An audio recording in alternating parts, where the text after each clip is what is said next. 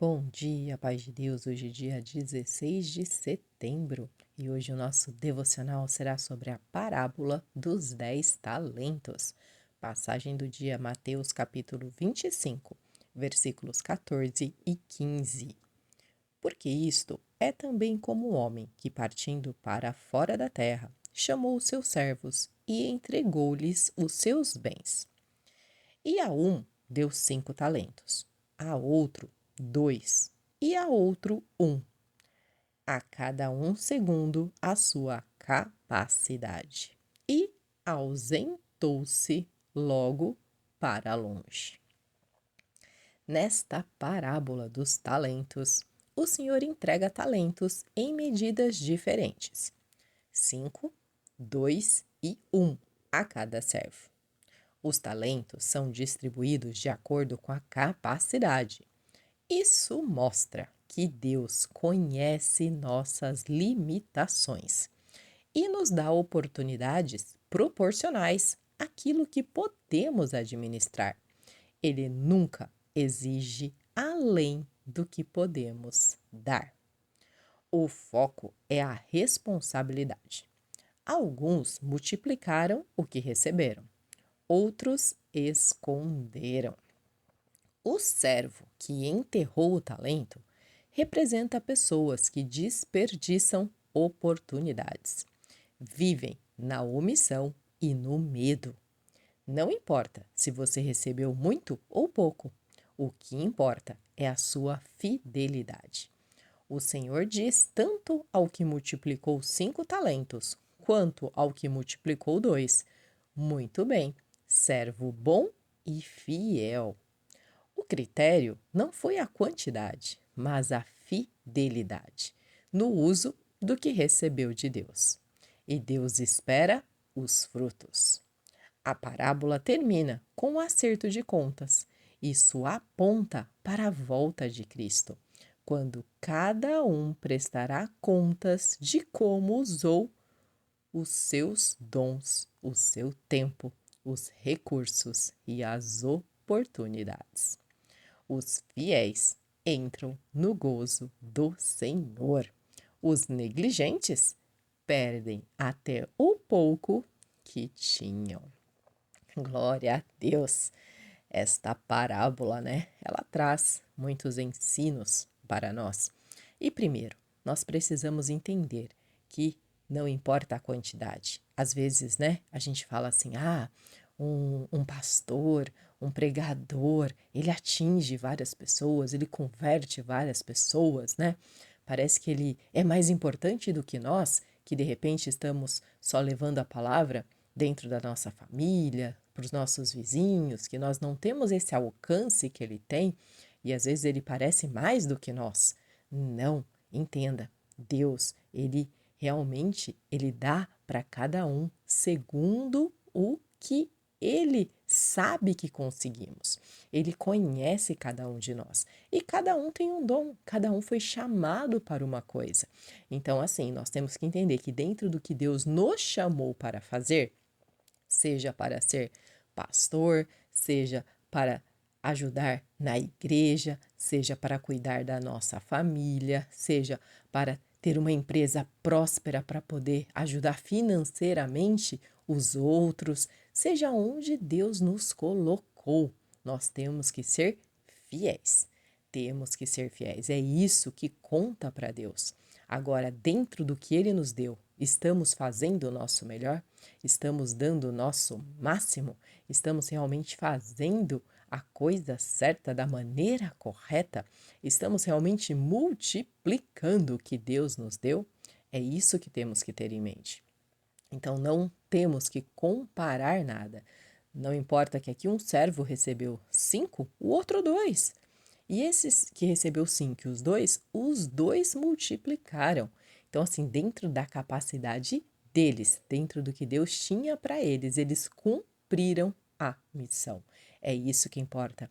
E se cumprirmos a nossa missão, escutaremos: servo bom e fiel entrará no gozo eterno.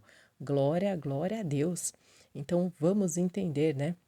Que às vezes a gente vê pessoas querendo Ai, eu quero ser pregador, ai, eu quero pregar para multidões, ai, eu quero.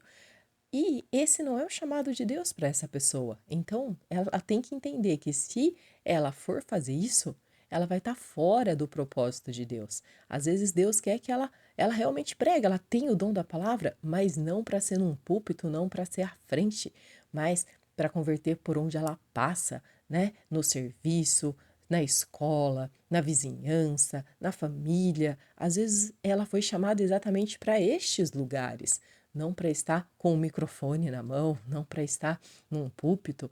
Cada um tem o seu chamado. E você? Ah, eu sou dona de casa, né? Eu não converso com muitas pessoas, mas às vezes o seu chamado foi só para manter a tua família, para converter a tua família, para manter a sua família em união. E é esse o seu chamado e você tem que ser fiel a isso. Então vamos entender que Deus nos conhece e cada um ele chamou para uma coisa. E nós temos que ser fiéis. Mas agora, vamos ao terceiro que só recebeu um talento. Aí você fala, poxa, Deus dá a segunda capacidade, então esse que só recebeu um, Deus conhecia a capacidade dele, sabia que era menor. Sim, mas vamos lá. Este, ele poderia também ter conseguido render, multiplicar esse um que recebeu. Mas o que acontece? Este servo, ele tinha a visão errada do seu senhor. É como assim ele tinha a visão errada? Pois bem, ele tinha medo. E quantos têm medo de Deus? Quantos de nós têm medo de Deus e fazem as coisas por medo, não por amor? E quando não fazemos por amor, nós perdemos. Então, vamos entender que este servo, ele fala aqui, né? Que ele conhecia sabendo, né, que o Senhor era um homem duro, que ceifas onde não semeia e junta onde não espalha. E, e ele atemorizado fala: escondi na terra o teu talento.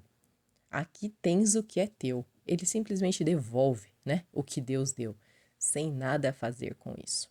E essa visão que ele tem de Deus, no caso aqui era do servo dele, era uma visão errada. Por quê? Porque ele tinha medo. E o próprio Senhor responde: poxa, servo mau e negligente, né?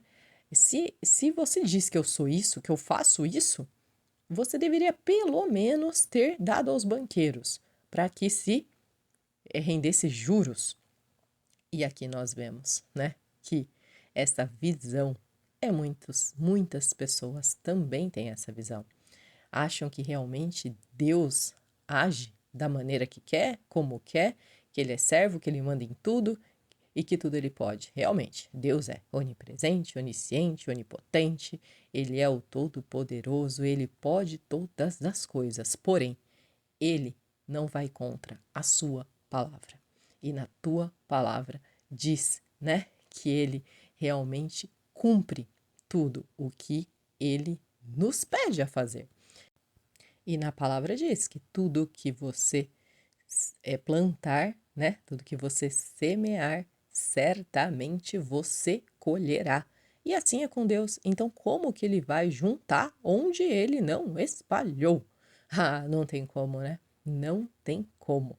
Deus é Deus e ele cumpre a tua palavra. Ah, ele cumpre.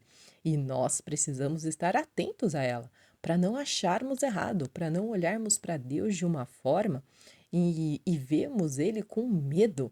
Nós temos que entender que Deus é nosso Pai, porque se nós agirmos por medo, se nós não agirmos por amor, se nós realmente não tivermos intimidade com o nosso Pai, nós vamos andar por religião, nós vamos andar por leis, nós vamos andar de uma maneira que não agrada a Deus. E aí vai chegar o dia que o pouco que tínhamos nos será tirado. Nós não estaremos no gozo eterno. Por quê?